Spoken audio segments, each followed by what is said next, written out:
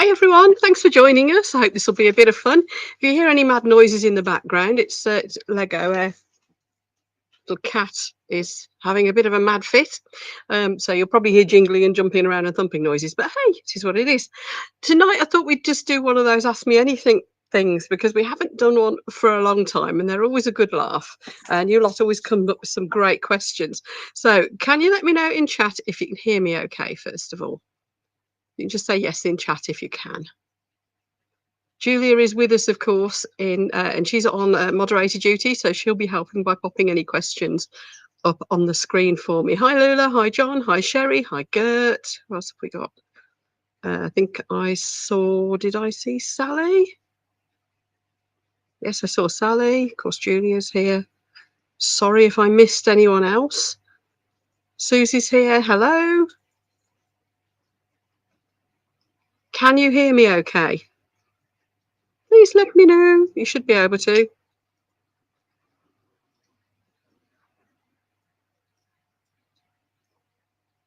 I hope so. Julia can hear me anyway, so I hope you all can. You can, Julia can hear me great. That's good. Right, so that means the rest of you can. Excellent. Hello. So yes, I thought we'd have a go at one of these Ask Me Anything ones. The idea for this was spawned by the fact that I used to get asked some very, very strange and random questions when I was running training courses. And at the end of the training course, I'd get asked really, really bizarre things that have got absolutely nothing to do with the training course. So yeah, I thought we'd have a go at that. Now, I've had a few questions sent in that are sort of pretty straightforward, sensible questions that we can do. First of all, just to kick things off. But first of all, just to set the scene, I'd like to ask my mom's favourite question. If you ask my mom what her favourite question is, she will always say, how many beans make 5? And do you know what the answer is? It's 2 beans, 1 bean, 1.5 and half a bean. Now you know. Anyway, questions that have been sent in so far they've all been from Sally, actually, from Julia, rather, actually. So if anybody else wants to ask anything, I don't care how ridiculous it is. You might get a ridiculous answer, but just go for it. Pop your questions in chat, starting with a capital Q, as that will help us to spot them. Julia will chuck them on the screen for me. Between us, we'll try and keep track of them all. And yeah, really, you can ask anything stupid. Tonight's most stupid question might be, as I was asked by my friend earlier when I mentioned it, where have you got a boil then? Trust me, you don't want to know. Anyway, yes. So, yeah, questions we've got so far. And by the way, if anybody else wants to do an Ask Me Anything session, we can always use my live streaming setup. It is a paid fancy version. So if anybody else wants to have a go, I can set you up to be the main star of it. So yeah, just let me know if you want to do one of these. Now let's start with Julia's questions then. She said, how long have me and Mark been together? Well, as of 5 days ago, I think it was, we have been together for 29 years, poor fella. Still haven't talked him into marrying me, but yeah. Yeah, it is Gert, sorry. Trust me, it really hurts. I've never had a boil before. What a way to open a live chat. Anyway, yes, so me and Mark have been together for 29 years. And how we met, she's also asked. Well, Mark was dating a lady who'd become my best friend, a lady I worked with, and we'd become very, very good friends. And she and her and me, she and Mark and me and my then husband would all go out on their motorbikes together. Well, they split up a couple of years later. Me and my then husband, no, a year later, me and then my husband had split up.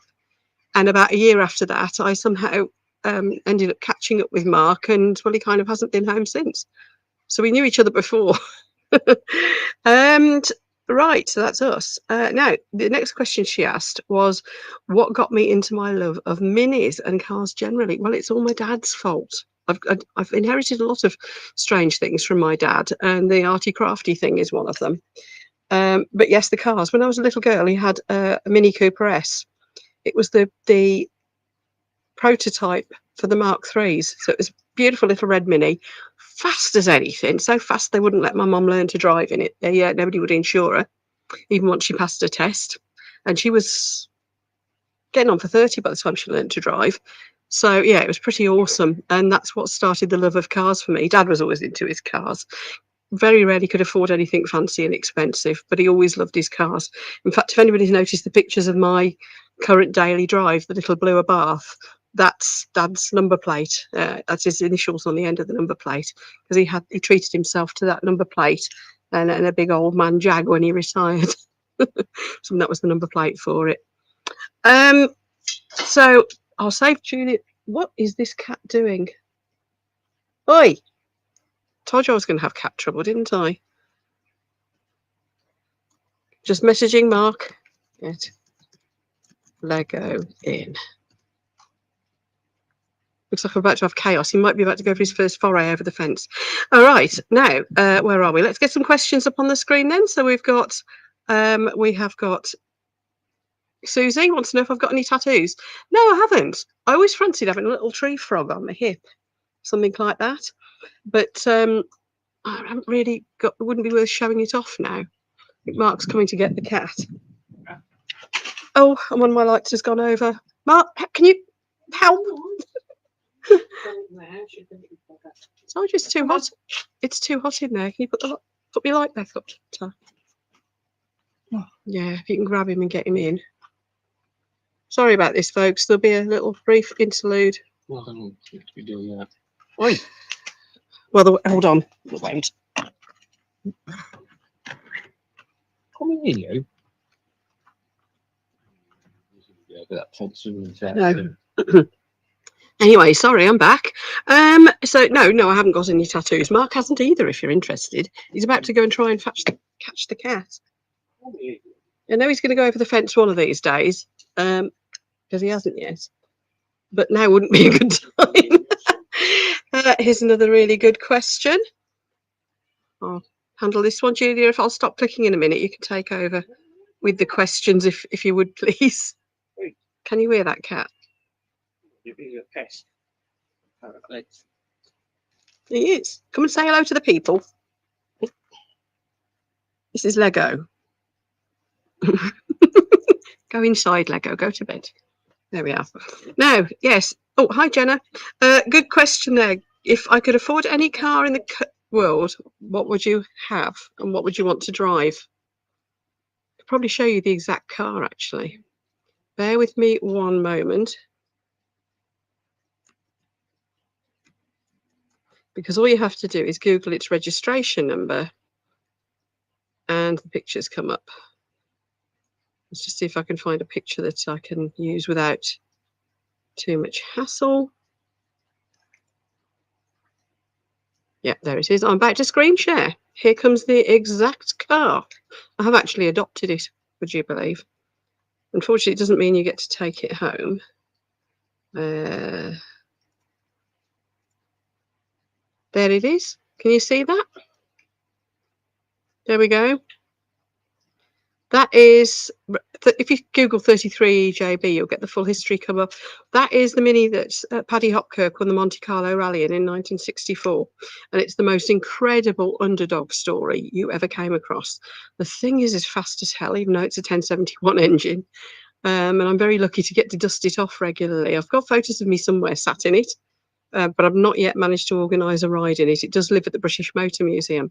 So there you go. There's a comprehensive answer to the question.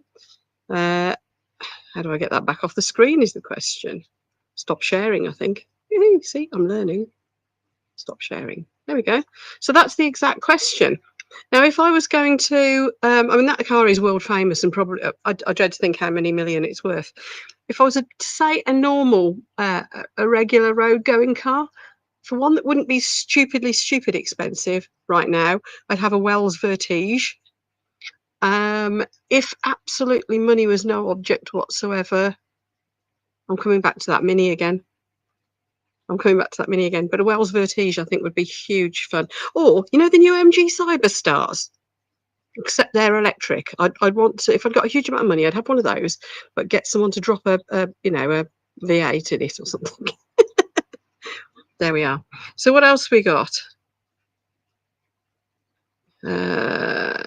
Tattoos, any car? Any more questions? While you're thinking, don't forget I have got a slight delay on the chat. So if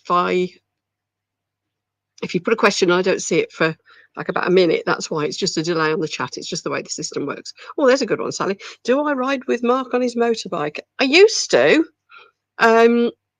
But when he had the Ninja, it was getting harder and harder for me to get on the back because I've got very short legs. And the back of a sports bike goes like that. And also, really wasn't the most comfortable for a pillion passenger. And you know what? My leathers all shrank. They did. Honest. Anyway, I just don't get a chance to really now. And it's I'd rather let him just go and, he goes out and has some fun with his biker friends. And it's nice for him to have a lad's day out. So I just leave him to it. John's in the house. Hello, John. So yeah, Mark's getting out on his bike a little bit more lately because his mum's had a few better days. So he has actually been able to get out on his bike. So if anybody wants to see what he's up to, if you look up Mark's Moto Diaries on YouTube, he's made a couple of little videos. They're his first attempt. Bought himself an Insta360, and I think they're really good. Right, John's come in with a nice. Oh, we're getting random now. Why are World War II SAS Land Rovers pink? They're called Pink Panthers. And the reason that they're pink, there's only about 70 odd of them made. The reason they're pink is if you're driving your Land Rover across the desert and the sun's at a certain angle and there's a plane going over that's likely to drop a bomb on you or something, they can't see you. The sand goes like a pinky colour when the sun's at certain levels over a desert. So it's like it's a very weird form of camouflage. Even the tyres are painted pink. If anybody wants to know more about that, look up Land Rover Pink Panther or SAS Pink Panther. It's a very strange, like pale pink. Yeah, it's really odd. Susie melted the rubber heels on the back of her motorbikes. Yeah, I've done that once. It was on the back of the GPZ. I melted the heel of my bikes. Or ZZR 1100. Very nice. John is in the house as well. Okay. Any more questions? About anything? I've even told you where my boil is. Come on, I'll tell you anything. If it's something I don't know, I'll make something up plausible, okay? How does that sound? If anybody's wondering, yes, it actually is beer tonight, but it's not too strong. It's Carlsberg, my favourite. And it's so hot, I thought a nice cup of beer out here with you would be good. So any questions, keep them coming, because I have actually run out of all but one of the list I've got so far. Julia's other question, while you're thinking and coming up with questions for me, was what was my favourite job? That's a tricky one because I was a learning and development specialist for a number of years, and I absolutely loved that I've always got off on other people succeeding more than me succeeding. I never wanted to be a teacher because I couldn't. I'm just not that into kids. Teaching adults can be a bit like teaching a tribe of monkeys at times, especially financial advisors. They were fun. I loved training the financial advisors. But yeah, I think I absolutely loved that. I didn't necessarily love so much the office politics. Some of the involvement in big projects could become frustrating, but the day I actually get stood in front of a group of new trainees who are all excited and there's just a joy about them and they're just like sponges, they really want to learn and you get to know them. And then the day that they ring me up when they've got out, they're fully qualified, they're out in the world, and they ring me up and say, I've made my first sale or I've had my first thank you letter. It's like, yes, best job in the world. Although I have to say nowadays, I do love working at the British Motor Museum. I'm only there a couple of days a week, and when it suits me, I'm very part-time. I'm what they call a casual staff as a museum assistant. And it means I can hang out with cars, talk cars, dust cars. I can just do that all day. And yeah, it's not without its frustrations like any job, but it's cars, it's people. I just love it. Right, Sally's asked a fun one. Have you ever waved at someone thinking you know them only to realise they're the wrong person? Sally, I do it all the time. I've actually got deep in conversation with somebody once and realised it wasn't who I thought it was. Do we all do that? Come on, put it in chat. Come on, I'm not the only one. That's a good question, Sally. Old school friends is an often one because I don't know what they look like anymore, even though they're in my Facebook friends. They don't necessarily look like they're doing photos, so that can be a funny one. Ah, Gert has asked one as well. Here we go. Thanks, Julia. She's popping the questions up on the screen for me. When you were a kid, what did you want to grow up to be? Right, there was a list. You know, when you're a kid, you have role models. And in my case, they weren't going to be what mum and dad did because dad worked in a factory. He was a foreman. Great job, but clearly it just wasn't my sort of thing. I'm not a mechanically engineering. I'm not that sort. It's just not me.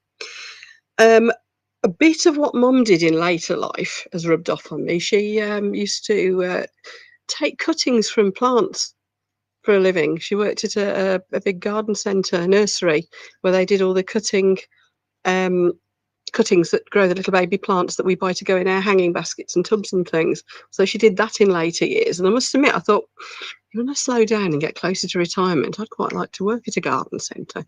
But yeah, going through school, really, I wanted to be a teacher, but didn't like kids. I then thought about being a nurse, but I don't like the sight of, I wouldn't cope with anything dead, and I've got very short patience. Then I thought about being a vet and realised I couldn't even pick up a dead spider, so that wasn't going to work. And then I decided I was going to go into art. So I wanted to be a graphic designer by the time I was kind of like later high school, doing A levels and things. So I went on to art college, then got accepted for 3 polytechnics, because that's kind of where you went rather than university for graphic design, and decided my heart really wasn't in it. I just wasn't. You've got to be heart in it and very, very good to go into an artisty type environment, and I just wasn't quite there. So anyway, I started looking for a job, and the first job that I spotted was a junior in an insurance broker's in Redditch. And I've tell you what, I fancied a lad who worked there. They'd been dealing with my car insurance and my parents' insurance for years, and I really fancied this lad. He looked a bit like Suggs from Madness. If anybody remembers what he looked like as a young man. Anyway, I applied for the job and got it. So I was there for a year. And then I moved on to another insurance brokers who promised they'd got a bit more budget to play with. So they were talking about putting me through all the insurance qualifications. I was there for about 6 months and like nothing was happening. And then the job came up at the NFU Mutual, where I then worked for 30 odd years until I retired at 52 in various different roles. So yeah, so I wanted to be all sorts of things when I was a kid, as we do. Does Mark have a nickname for me? Yeah, Bird. Dopey or Dopey Tart. That's how that comes up every so often. Now, we went through a phase of calling it, I don't think he calls me Bird anymore. I still call him Bloke, though. That's stuck. What happened there was that when the Redditch Mini Owners Club was in its infancy, we were very heavily involved. He was the treasurer, I was the secretary. And we ended up with 3 Marks at the club. So to avoid confusion, I started calling him my bloke. And also, when you're grown up, boyfriend sounds wrong. Partner sounds like it might be a business partner. I don't know. I didn't know what to call him. Started calling him a bloke. So next thing I know, people started referring to the other Marks as Big Mark, Bloke, and I can't remember what we called the other one. Was he Middle Mark? I don't know. But there's Big Mark and Bloke. Now, Big Mark's still my Mark's best mate. They go out on the motorbikes together. But this bloke thing stuck for ages, and we got to half the club was calling him Bloke. So he started calling me Bird. And that sort of stuck. I mean, with Mark, it's pretty much worn off. But I still have to stop and concentrate to call him Mark. So there we go. That's the nickname situation. Sally also loves Suggs. He's aged well, hasn't he, Sally? He's good TV presenter. I was a huge Madness fan. I've seen him live a few times, even in later life too. Any more questions? I have a little swig of my beer. Oh, it's quiet out here now. The cat's gone in. Oh, incidentally, somebody asked me if I was going to be filming the garden makeover when we finally do it, because you can't see all the mess that's behind here, but we're literally getting a digger in. Yes, I will film it. Oh, Sally's got a good one. Is there a particular food your family always makes when they get together? I don't really have any family anymore, other than my niece, who I haven't seen for about 2 years now, and my mum. And we tend to just go out for a bite to eat if I'm with mum. If I'm up there and we're just having a cup of tea, she'll make a sandwich and put some crisps on the side of the plate. Um, Mark's family is a slightly different matter because he's got quite a sizable family still, and once in a while they get together. And if I'm not working on a Sunday, Mark and his mum will cook us a Sunday dinner. So we'll have like a proper chicken, roast chicken, and all the veggies and all that sort of thing. If I am working, I'll get home and there's one been plated up for me. But Mark's family do have a lovely thing around Christmas that they'll all like have a bit of a family get together, and they always, without fail, do hot pork baps. It's usually Christmas Eve, hot pork baps. And I nick all the crackling, and there's always like bits and nibbles and sausage rolls and like buffet type bits and pieces as well. But hot pork baps, that's a one. Sally asked something. Where did I? Oh no, Susie has asked. Julia's keeping them in order for me. Lovely. What am I most proud of?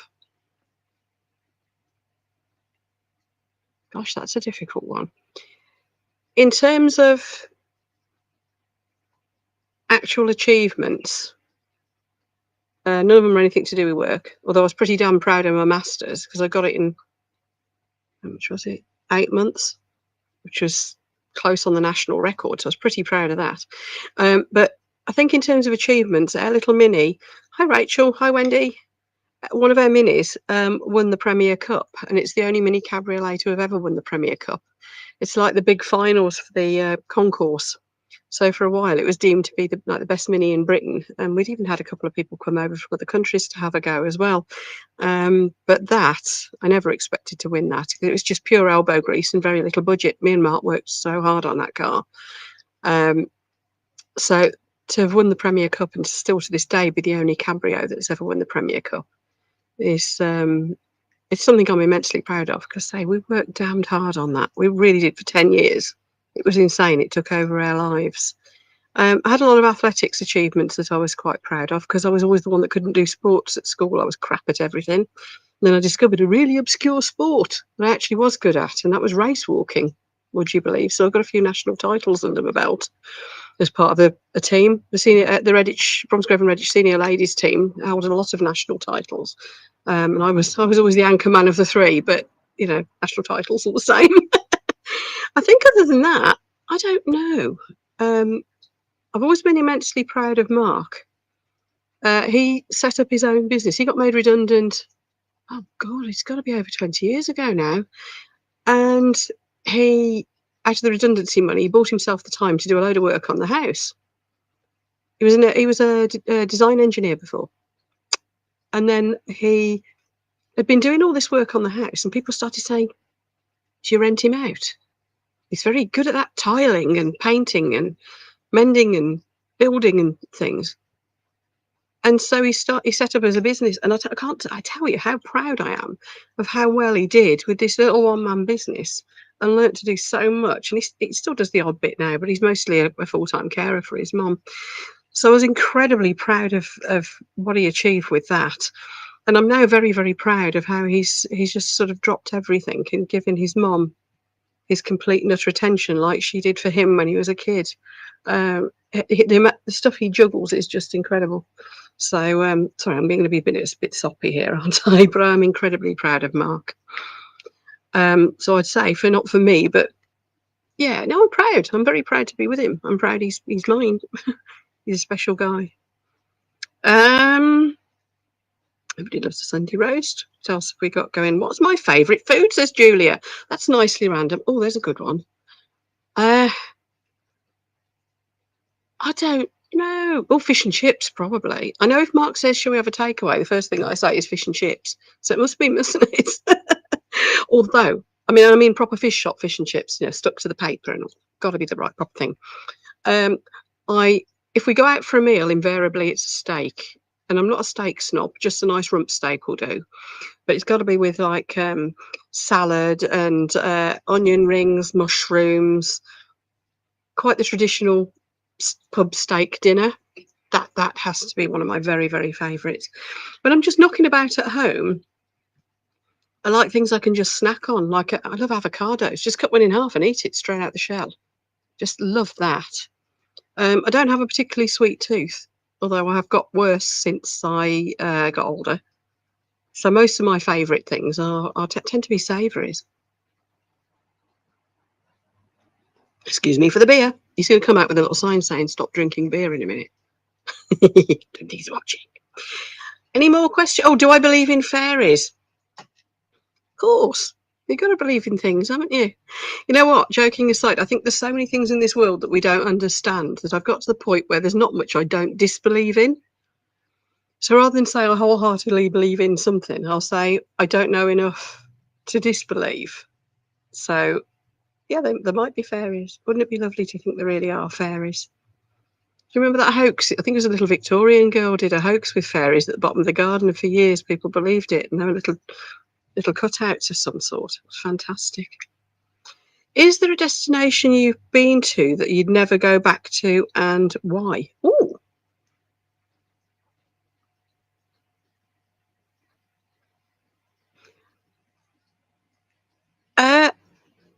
There's a place that I would definitely love to go to again, but I would never ever go to that airport, which is what would is stopping me, and that was Kefalonia Airport. Has anybody been to Kefalonia Airport? Oh God, it was awful. So there's that. Actual places. I'm not that well travelled, to be honest. There's places I avoid, which are largely cities. London, Paris. I know people rave about them. It's just people. There's too many of them. It's too big. It's overpowering. Don't like it. Really don't like it. It's too much. It's not. Give me a beach in Wales any day. So I do tend to avoid cities. There's somewhere I really, really want to go to, and when we finally get to the point where we can have holidays, because we haven't had a proper holiday for donkey's years now because of circumstances. I really, really want to go to Madeira. I've just always liked the look of Madeira, so that's my dream holiday when we do get to go there. Other than that, I really don't want to go. I can't think of anywhere I'd never want to go again, because everywhere I go seems to be actually interesting. So that's a bit of a lame question, but that's it, I'm afraid. I said I'd have a go, even if I hadn't got a very good answer.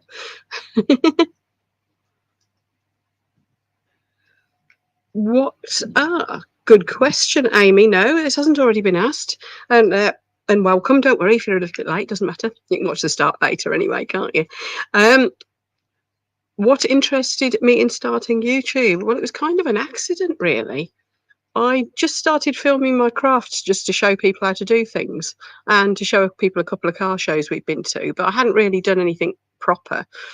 And I guess like many of us over the lockdown period, I was doing a lot of watching YouTube, and there were a lot of craft channels, obviously. Now, I had been making things with resin for a long time because I do model railway scenery, or used to, with my dad. That's another thing I got from my dad. And I use resin to make the water. But I started when I was searching for resin projects, other things where most of you in chat know the sort of things that are coming up. We've got Daniel Cooper, we've got Claire's Crafty Corner, we've got Julie Cuts at Pouring Your Heart Out, all of these sort of people, Steve McDonald, all these people. And I started thinking, well, I've got this resin, what else can I do with it then?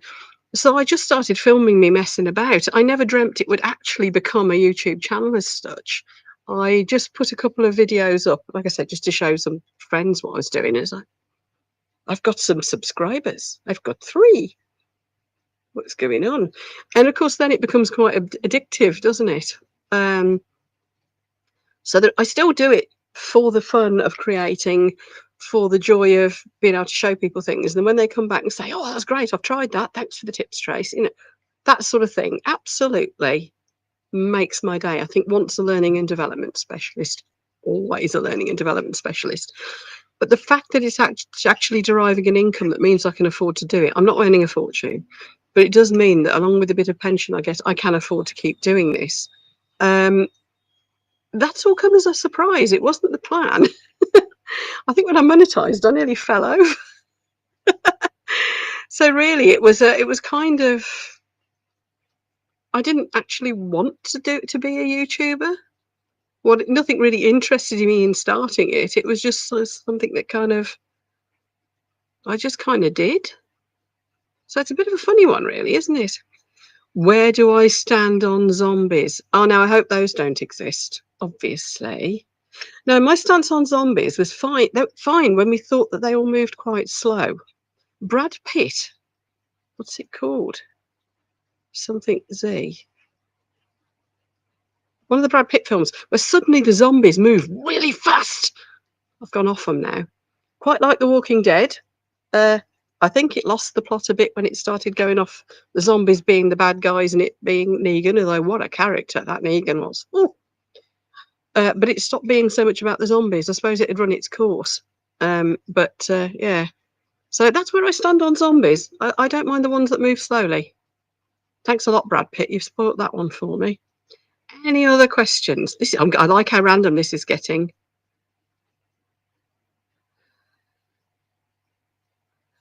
Susie, note to self, I'm not to go to Gibraltar then.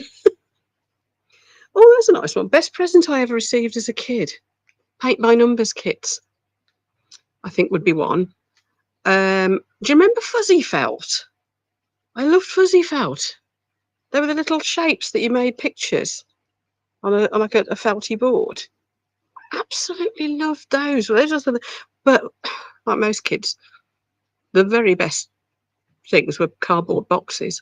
I remember when Mum she went through a phase of twin tub washing machines, which are big. They come in very, very big boxes, and she'd had a couple of faulty ones, so they sent new ones. So we ended up with 2 or 3 World War Z. That's it. Thanks, Gert. We ended up with 2 or 3 of these whopping big cardboard boxes. Well, very quickly, one became a castle, one became a pub, and one became a space station. We painted up, me and my little brother, we painted all the outsides, and yeah, boxes are the best thing ever. I think the other one, because for me this liberated me. It got me, so I could whiz around the village and see all my school friends easier. And go down to the next. I was brought up in a village, so I could go and visit kids in the next village. Was when we started getting bikes. I think from memory, I think my aunt and uncle bought the bikes because mum and dad couldn't afford them. And my first proper bike was a Tomahawk, which looked like a miniature rally chopper, and it was purple, and I called it Bumper. So my little brother had a chopper because although he was younger than me, he was bigger than me. So he had a chopper, and I had this little Tomahawk, and yeah, that kind of liberated me. So that was probably one of my very best presents, I guess. And camping trips, they always felt like a present to me. I loved camping in Rhayader in Wales with my mum and dad and my grandparents and Heath. If Mark gave you a free pass with someone, who would it be? Chris Hemsworth. I think he's married though. Got to be Chris Hemsworth. Oh, here's another one. I've got a recent guilty pleasure. Is Tim in chat? Because he'd probably know who this person is. No, he's not, is he? Oh, Susie had a Tomahawk as well. Yeah. Tim would know who this person is. I don't know if any of you follow singing at all, but recently I'd started following a group called Voice Play, and the guy with the, do they call it ultra bass, I think, voice. Tim would know. What's his name? Jeff Castellucci. He's my guilty pleasure. He's definitely married. He's my guilty pleasure at the moment. Can make some very strange noises. Oh, Momoa. Yeah, Gert. Yeah, he'd have been in. Yeah, but I knew he was yours. So yeah, you can have Jason Momoa. Hi, Katrina. Oh, boxes. Katrina turned her brother into a robot with them. Awesome. That's great. Oh, Julia, that's a good question. You're going to pop that on the screen for us as well, please. Favourite thing I've ever made. I think in resin, it would be that. Do you remember the one with all the water lilies? Like that. All those, I think they were into resin molds, weren't they? And I made them into a little fountain that ran down into a bowl. I think that's got to be my favourite. It's not one of my best views, and I think it's because most beginners would look at it and go, "Oh, that's too complicated," and just wouldn't be interested. But for me, as a creative, as a make, I think that one I was really, really pleased with, because I'd made an actual little model, a 3D model of it in a game I play. So it was really nice to actually make one in real life. It was, so I think that would be my favourite. Going back to the days of making model railway scenery, the waterfalls. You'll have seen the one about that big that I've sold loads and loads of, and they weren't cheap either. You've probably seen that on my channel. If not, there is a video. There's a load of random stuff in a video of random other makes. Those were, I was pleased with that. What on earth? Did you see them come over the fence? The starlings have arrived. It's fun being in the garden doing that. Oh, this is a good one. Sally. You know what? Oh, they're coming back. Where are they going? Can you see them? I don't know if you can see them on the top of the camera. You probably can't, can you? Mad birds. Anyway, yes. I was a good little girl, which is probably why I got picked on a lot. But I think the one I did get in trouble for, and I've still got the scar from it. Well, I did have. Oh, it's there. I don't know if you probably can't see it. It's very faint. Don't know if you can see that. There's a little tiny white line there. I got caught pinching raspberries. Ironically, it's the place that Mum ended up working at years later. We'd gone for a walk down this public footpath that goes all across the fields at the back of my mum's house and off into the wilderness. It's beautiful, really lovely for public footpath. Me and my friend Alison, we were walking her dog, and it backs onto Botany Bay Nurseries, and they used to grow a lot of fruit and veg. Hi, Annie. They used to grow a lot of fruit and veg, and right along the back was the raspberries. And they're a bit too near to that barbed wire fence to not be tempting when you're a teenager. So I'm like, ooh, under the fence, pinchy raspberry, cut my arm on the fence. And as I was trying to retrieve my arm without cutting it even worse, somebody who worked there turned up and chased us all and the dog all off across the fields.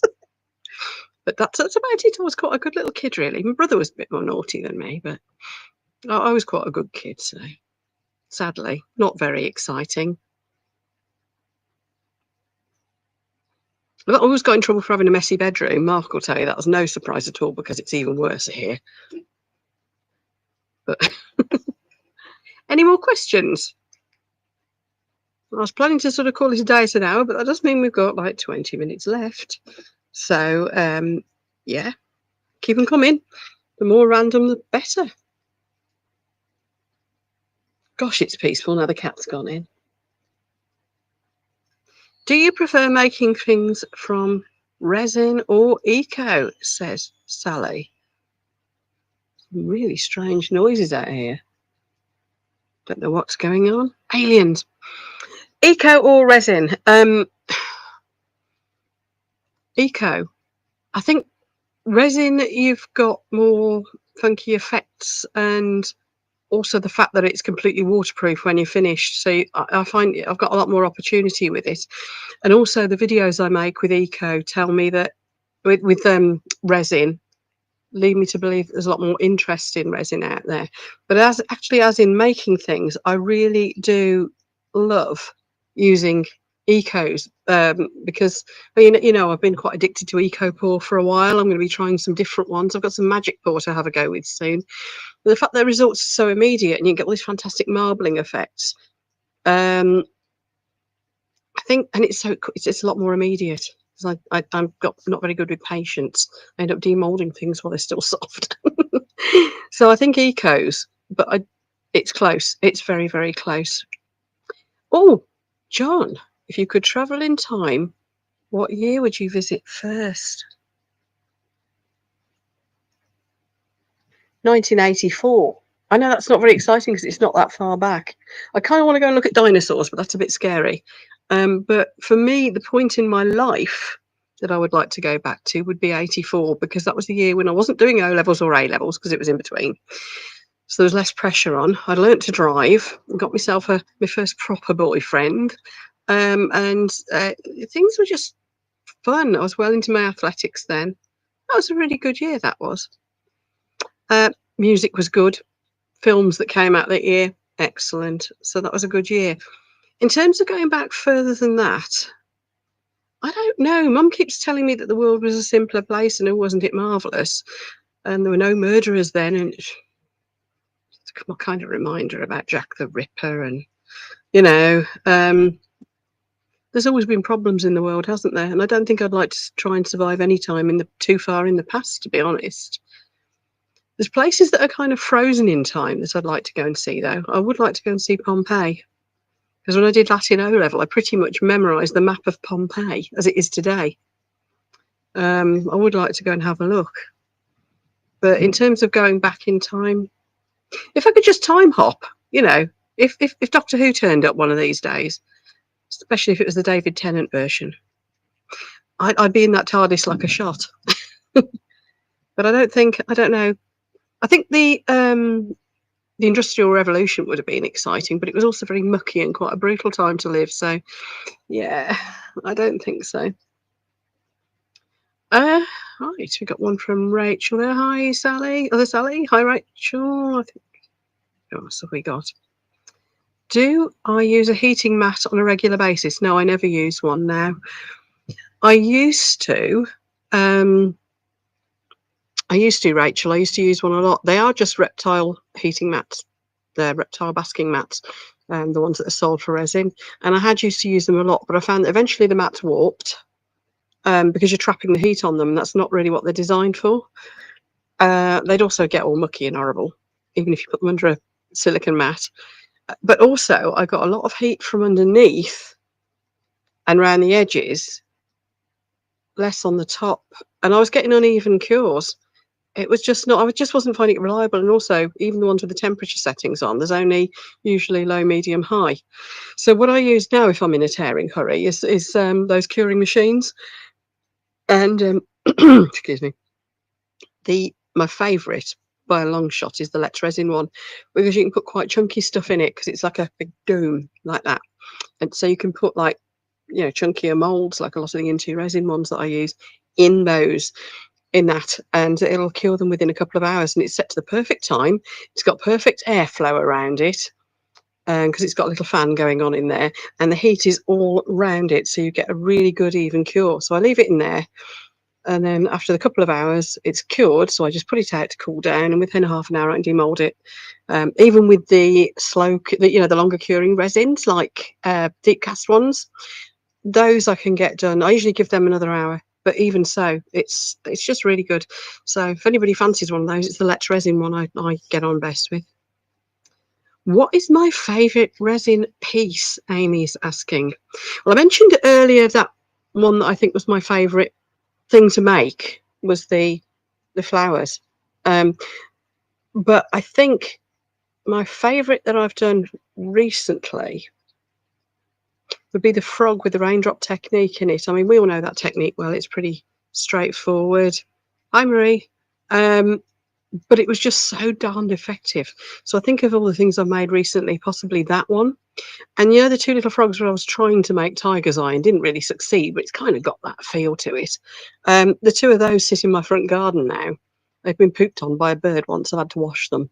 They just sit in by the dragon fountain, and I absolutely love those. So I think they're probably some of my very favourites. And yet they're some of the simplest makes, aren't they? Right, what else we got? My biggest pet peeves. Oh, this is to sound really old-fashioned, but swearing. I do sometimes. But you know, people who can't have a sentence without putting the F word in between everyone. That. AI voices. Bad AI voices. There's no excuse nowadays because there's good AI voices as well. So bad AI voices. What else? Rude people. I found some other people's peeves that aren't mine, which is quite funny. I was at a car show a few weeks ago, and the Abarth owners apparently get very annoyed if people call them Fiat 500s. And I looked at mine and said, it actually says 500 on the dashboard. What's your problem? So that was one that didn't bother me. What else is there?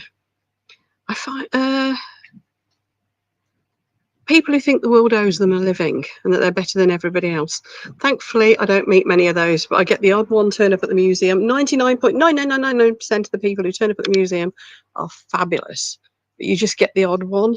And you know yourselves, we get it on YouTube as well. People with inflated egos who think they're so much better than everybody else when they're just same as the rest of us, you know?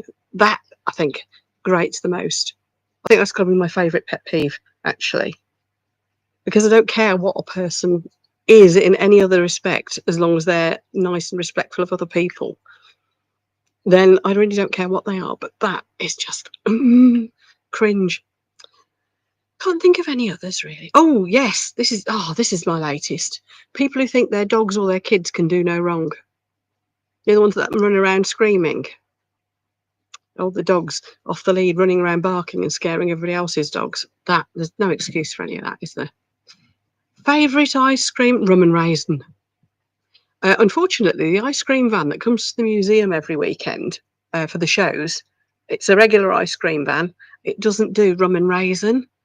So I've developed rather a bad liking for what one of the ice cream van staff calls the Tracey special. So I go up and I go, can I have my usual, please? And out it comes, and it's a little pot, little ice cream pot, just the normal white ice cream with the chocolatey syrup, chocolate sprinkles, and 2 flakes. That's it. She makes them specially for me. Now, bear in mind, I'm not that fussed about chocolate. I'm actually not that fussed about ice cream, but on a hot day, that is perfect. And on a weekend, the ice cream van treats the staff to a free ice cream each when we're running a big car show. So they're best. Rachel, do I like Jane Austen or other period books or movies? No. I'm afraid I'm not very good at being a girl. I used to read a lot. I don't read very much at all nowadays. But when I did, I loved the Dan Brown books. As a kid, I liked the Enid Blyton books. I think that's pretty typical. And Winnie the Pooh. I mean, who doesn't? But I did have to read a few more classic books and Shakespeare, because I did English literature O-level and A-level. And I couldn't tell you a thing about any of them except Shakespeare. I'm just not interested. I think it's very overrated. Jane Austen and all that sort of thing, no, it's just not my sort of thing, I'm afraid. My favourite books of all time would be, obviously, The Hitchhiker's Guide to the Galaxy. One of the books I did for O-level has stayed with me forever, and that's 1984. Incredible book. I read, in more recent years, I read quite a lot of James Patterson's. What else? Da Vinci Code. There's all the Dan Brown books. But really, I must admit, when I go to bed at night, Mark will be reading a book. He's reading loads of. He just reads all sorts. Mark does. He's just very big on reading. I tend to lie in bed and feed the dragons that live in my phone. Well, actually, they live in my iPad now. That sends me to sleep because it takes my brain off the hook. So I'm afraid, no, I'm not very cultured. I don't do period books. Right. Susie. That's a good one. My mum always said I look like what's her name? Redman. Amanda Redman. Well, I think she's a bit older than me, but I don't know. I can't see it. Who would I like to play me? A young Julie Walters, I think. I mean, she's probably a bit too old to play me now. She's a bit older than me. Julie Walters. I think Julie Walters could carry me off a treat. Sorry, those in America and everywhere else who don't know who Julie Walters is, but have you ever seen Educating Rita? That's probably her most famous film. I believe did she pop up in some of the Harry Potters as well? Julie Walters, definitely. Do I have a favourite artist? Are we talking resin artists or generally, Gert? So I think if we're talking resin artists, that would be nigh on impossible to answer because people have so many different talents. For inspiration, I would probably say Daniel Cooper still. For all sorts of everything, most of you lot in chat, you really, really inspire me. Julie cuts still. Yeah. Now, if we're going back into sort of artists, the sort I studied at, because part of my art O level was with art history as well. Salvador Dali, a million times over, particularly when he got into his very realistic. It was just it's stunning realism of his paintings. Some of his bonkers stuff that I think he was just doing for show, like the lobster phone and things like that. I was like, yeah, all right, Salvador. But yeah, I was always a huge Salvador Dali fan. I always had a massive poster of the Metamorphosis of Narcissus on my bedroom wall. Try saying that when you've had a few too many glasses of wine. In fact, I think that poster is still stuck to a board in our garage. So yeah, Salvador Dali, very much so. And that was my favourite painting as well. A craft that I would like to try that I haven't done yet. I am just starting on one that I haven't tried for, God, probably 40 years, because I couldn't get the hang of it then. And so I thought, gave up. And that's watercolours. But mostly inspired by Gert, actually. I bought myself some little sets of watercolour paints and some brushes, not expensive ones. Because I've been seeing Gert and Lula actually doing lots of watercolour stuff and just painting generally. In Lula's case, the Mrs. Weasley, was she? There, thanks, John. I knew Julie Walters had been in Harry Potter. At least I thought she had. Yes, so I'd been watching people like Lula and Gert doing a lot of painting. Gert's particularly done some watercolours that made me think, oh, I wonder if I could do that. Johnny, of course, has been doing a lot of acrylics, but I'm looking to how I can combine them with resin, a bit like Johnny does with the acrylics and things. So I have started practicing, and I think, yeah, I'm going to have a go. I think Gert's going to challenge me on the challenge Tracey thing to have a go at some watercolours. So I've only had a couple of goes so far. So I will be pursuing that. In terms of other crafts, I honestly don't know, because if I see one I fancy, I tend to just do it, unless it's something that is going to be really impossible because of needing a massively expensive bit of kit or whatever. I really want a 3D printer, but I don't think of 3D printing as a craft. I'd like to learn to actually do the 3D designs. Now that's an art form, isn't it? The actual 3D printing, it's a bit like our cricket machines and stuff. You just put the stuff in and it cuts. In that case, it prints. So I really would like to learn to do the 3D design, and I really must stop and concentrate and have a go at that at some point. My favourite guilty pleasure, music-wise, would you believe The Disturbed? No, I'm not a fan. I wouldn't go and see them live, but and like probably half the world of people like me, I only discovered them because of their cover of The Sound of Silence, which every time I hear it just makes the hairs go up on the back of my neck. But I've heard some of their more regular, their proper heavy metal stuff, and I've thought, no, I don't think I could survive one of their concerts. But there's something kind of raw and refreshing about it. And the other one is, as I mentioned earlier, Voice Play, which is, they've done some stuff that's like quite Viking-y. They're an a cappella group, which sounds a bit cheesy, but they're really not. My God, they're good. And that Jeff Castellucci's in it, and it was him that caught my ear more than anything. You can't believe that's just coming out a bunch of voices. They've done some of their own original music recently as well, and it's just like, oh, their recent Viking stuff is just superb. So at least, look, I'm not the only one who likes The Disturbed. There we go. Also, the lead singer of The Disturbed as well, Dave Drayman. He's actually a really interesting guy. I've seen him interviewed a few times, and yeah, he's an interesting fella. Was there anything else? Any more random questions? I think we're up to date, aren't we? We're up to date so far. So keep chucking your questions in. Don't forget, I have got a couple of second delay, which Julia might have on popping them on the screen as well. I think that delay might be affecting both of us, because Julia's actually in here as one of the hosts properly, not like a moderator on YouTube. So we don't see all the comments and act on them immediately. Oh, favourite feel-good song. Oh, I've got a few. If I'm out driving around in my car, it's got to be the song that everybody thinks but isn't. The theme for The Italian Job. Everybody also thinks it's called Self-Preservation Society. It's not. It's called Get a Blooming Move On. But that one, if I'm driving, that's perfect. Otherwise, for a sort of the sun's out and I'm just chilling and it makes me smile. Do you know Summertime by Jazzy Jeff and the Fresh Prince? That's like summer in a song, and I just that just makes me smile so much. It's proper feel good. Are you all lusting after Dave Draymond now?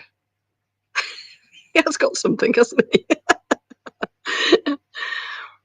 So yes, that's my favourite feel-good song. I would say those two. One for fun, and then one for actually chilling. Dreams have a deeper meaning. It's one of those things I'd be quite prepared to believe they did, Sally. I don't know. I can't say 100% they do. I don't think any of us 100% know, do we? But I'd be very prepared to believe that they do. Throughout my younger years, no, let's take that back. Until I went on antidepressants, I was plagued with nightmares. And I've never been one to watch really bad horror films and things like that, so I don't know where this came from. I mean, I've seen the odd one, but it's not like it's something I would watch before I went to bed. But they would be blood and guts ones. I can remember ones where I was trapped in a lift that hadn't got a roof, but I couldn't go over it, and somebody was throwing severed limbs into the lift. I mean, what the hell? I'd had a nice day. I was on holiday at that point. That was about 30 years ago. I don't know what that was. I don't know where that came from, but that's one that stuck in my mind. Very often you forget the dreams, no matter how disturbing, don't you? But I do sometimes have nice dreams as well. I lose my car in my dreams a lot. Always lost my car. Go back to the car park and it's gone, and nobody believes me. That was a reoccurring thing. That probably did have meaning. That was just that I was getting too obsessed with the cars, probably. I've had a lot of dreams about horrible things happening to my pets. I mean, really, really horrible things. And I think sometimes those could be a bit like the car thing. A fear of something horrible happening to something that's so precious to you. I think it's, yeah. No, so I think, yeah, those probably did have a meaning. They probably meant that I was thinking over how much things meant to me. Yeah, Sally, I've lost my little green Mini once or twice in real life because it's very small and it's green. It hides. Big cars park in front of it. Welcome back, Jenna. Yeah, so I think there were those sort of things.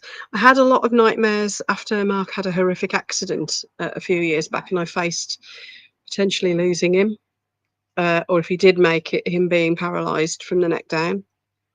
You can imagine that generated a lot of dreams. But these are all things that are going on in your head, in reality, I think, and so that they just manifest themselves in dreams. My nan dreamt that she saw. This is many years ago. She's been gone for a long time, but she saw smoke going up into the sky, white smoke against a bright blue sky, and then going off like that in a Y. And she told us about it. She said it happened night after night. And she told us in great detail of this short dream. And then we all sat and watched on telly the newsreel about that space shuttle. Do you remember? We're going back to the, where are we? 80s, early 90s? Might even be, when was it? The space shuttle disaster where we watched it go up and then the smoke went out like that. She did have dreams that definitely foretold things in uncanny detail.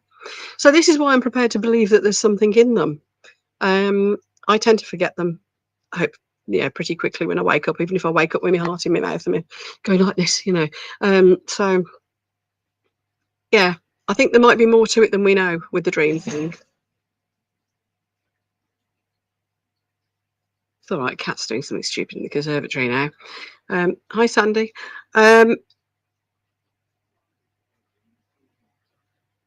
So where did we go after dreams of meaning? Have I woke up in the middle of the night with a resin idea?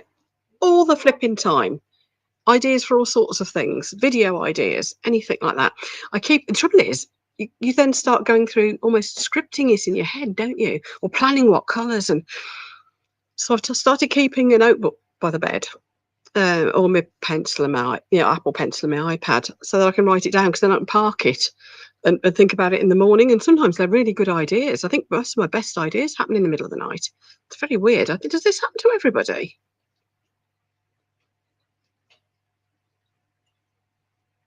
Does that happen to everybody? Let me know. Let me know. Sounds like people are having horrible dreams. Oh, Susie, hanging on to two of the children over a bridge, had to let one go. I bet you woke up sobbing. Yeah. Yes, I too have walked around multi-story car parks looking for my cars. Katrina says dreams apparently are a way of the mind working through life. Yeah, that kind of makes sense to me. Challenger, that was it, the Challenger disaster. What year was that? God, that goes back away, doesn't it? Challenger disaster, that was the one, Marie. You're right. My nan did quite a few things like that. Just funny things that didn't make sense, and she'd tell us about them in detail, and then we'd all look at it when it actually happened, and they were beyond what could be coincidence. No, if I dream they're horrible. Oh, Gert said, if I dream they're horrible, don't sleep enough to dream. No, I know, Gert, you don't do well with sleep, do you? Marie's having crafting ideas popping up in the night. Do I get up and make something, or do I wait till morning, Amy? That's a good one.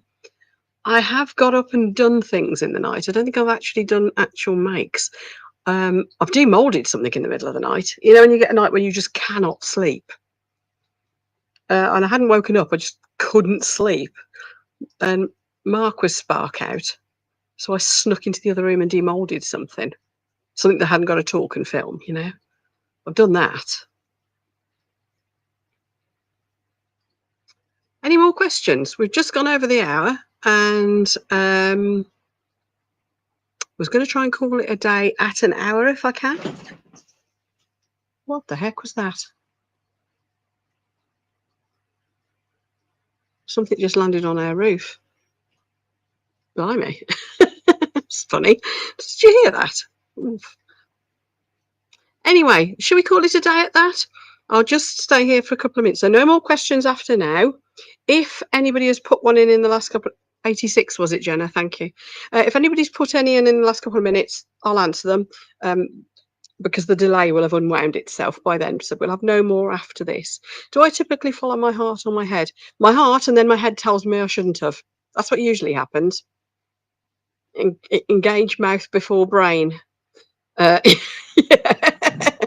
I think they have. There was something big landed on the roof then, and it was a right clatter. And it wasn't our stupid cat, because he's busy demolishing the conservatory. Don't know. Don't be turning this into an Alfred Hitchcock movie, Tracy. No, I'll try not to. Thanks, Amy. Is that any more? Any more? Oh, Marie's got up in the middle of the night as well. Shall we call it a day at that then?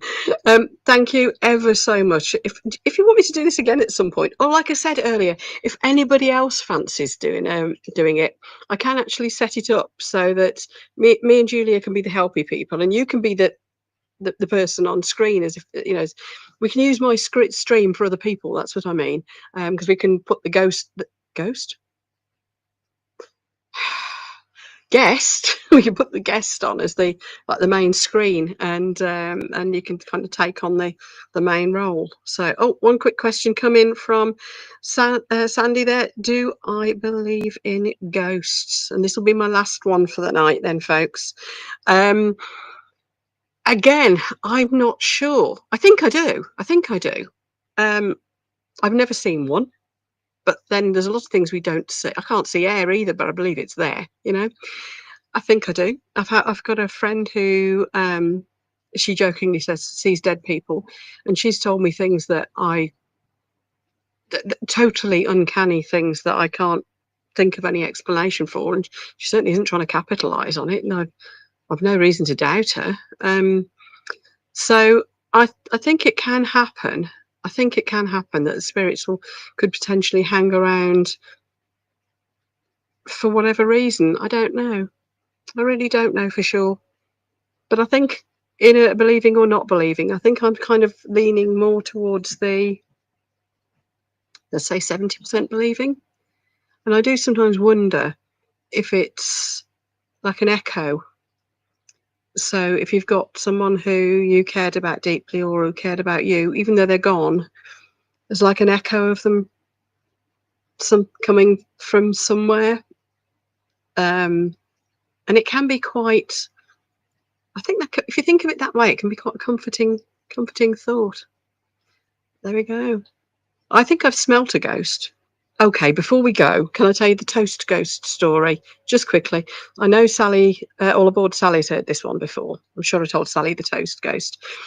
Um, I quite envy you people who've seen things, actually. We when we moved into this house, I think I kind of believe enough to have made sure that nobody had ever died here. Same in my old house. Nobody's ever died here. I did check that. And anyway, we never had any reason. It's just a 1970s semi. It's nothing very exciting. It's not like a really old house or anything. Anyway, one night, middle of the night, there's a funny smell coming from the landing, and it was a beautiful smell. It was fresh baked toast, fresh cooked toast. You know, when you get beautiful fresh bread and it's cooked, it's being toasted properly. The smell, oh, it's beautiful. And this was like the middle of the night. So I poked Mark and said, "Can you smell that?" It was so strong it woke me up. I mean, it was like somebody was toasting right outside the door, the bedroom door. And he said, "I can." Anyway, we got up and investigated because this seemed such a strange thing. Looked out the curtains, whole estate is in darkness. We came downstairs in case we'd left something on, but it didn't smell like burning. It actually did smell like fresh toast cooking. Nothing. In fact, there was no smell downstairs. It was the strongest on our landing, and I'm looking up because there's our landing. It was on our landing. Eventually, it faded and went away. Not long after, I can't remember whether it was days or weeks, but not too long after, it happened again. And we investigated again, still nothing. We actually asked some of the neighbours, and they said, "What, cooking toast? Was it 3 o'clock in the morning?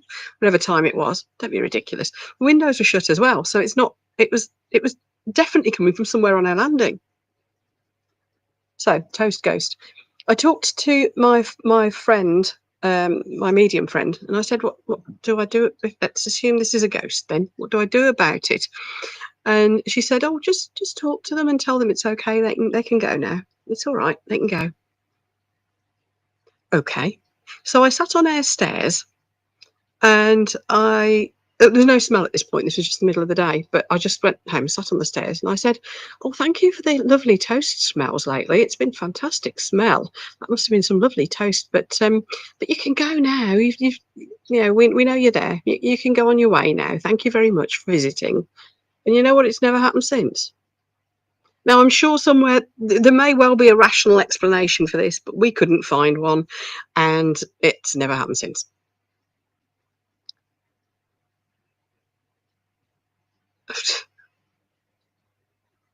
Oh, you're all spooking me now. You're spooking me, all these spooky stories. Wow, we ought to do a ghost story night at some point, hadn't we? That'd be fun. You could share them all, because really, that's my only one, I think. We did have one apparently hanging around at the office I used to work at, but my friend Sarah sorted that one out, moved her on her way. We did at one point. My late brother bought a stately home with a graveyard in the garden, which spooked me slightly. It was half derelict too, and we had to go and stay over there in this beautiful big apartment that was on the back of it to house sit. And we invited Sarah over and said, "Can you come and have a sniff around, see if you can find anything?" Because although the place was strange and very old, it was Queen Anne, I think. We weren't getting spooked particularly by it, and she went round the whole place, even the graveyard, and she says, "Somebody's cleaned this." She says, "There's nothing, not even in the graveyard." There was a church as well, and it was literally next to the house. It was as near as next door's house is, the one we detached from, is from us. And she said, "There's absolutely nothing at all." Good. Anyway, shall we do? I can see this going on here. A ghost story club at Halloween. I'll tell you what. If we do a Halloween, here come the birds again. If we do a Halloween collaborate, oh, you can see them that time. Look, it's the Starlings doing the whatever they call it, the mad flying thing. Yeah, if we do a Halloween collab, I don't know if we will because it depends if we'll need to wait and see if Claire's doing one. There's no point in everybody duplicating. But if there is, we can attach it to that. If not, we could do it separately. We could do a ghost stories collab. We could all film do a little film of it, couldn't we? That'd be fun. Anyway, I really am going now. Nobody asked me what to do about clematis wilt, dropsy in fish, or what are the other random ones I've got in the past? John asked me the other night what the wheelbase on Land Rover forward control was, which weirdly was one of the few questions about measurements and things. I know I was close. I wasn't exactly right. The birds, yeah. Aren't they crows though, Susie? These are starlings doing their creative flying thing. I forget what that's actually called. It's impressive though, isn't it? Right. I hope that was a bit of fun for you all. Thank you for the questions. Like I said, if anybody would like to be the person in the hot seat and do this, just let me know. I can easily hook you into. This is really easy to do, honestly. All you need is even the webcam on your laptop's probably good enough. But you've all got cameras, haven't you? And a light so people can see you. That's all you need. Me and Julia can do the rest. So let me know. Thanks again, everyone. I don't know what my next live will be. I'm waiting to see what topics I get requested through. Don't forget, if you're in the Discord group, there is that thread memoration. That's it. Thank you, Sandy. That's what the starlings do. Yeah, there is a channel for putting any ideas that you want for like lives for technical stuff to do with YouTube or whatever on the Discord group. Anybody not in the Discord group, feel free to drop me an email. I mean, I'm happy to do like I do with craft videos. I'm happy to take requests. So we can try and do that with this. So thank you ever so much, everyone, and I look forward to seeing you, well, for the next one. Take care.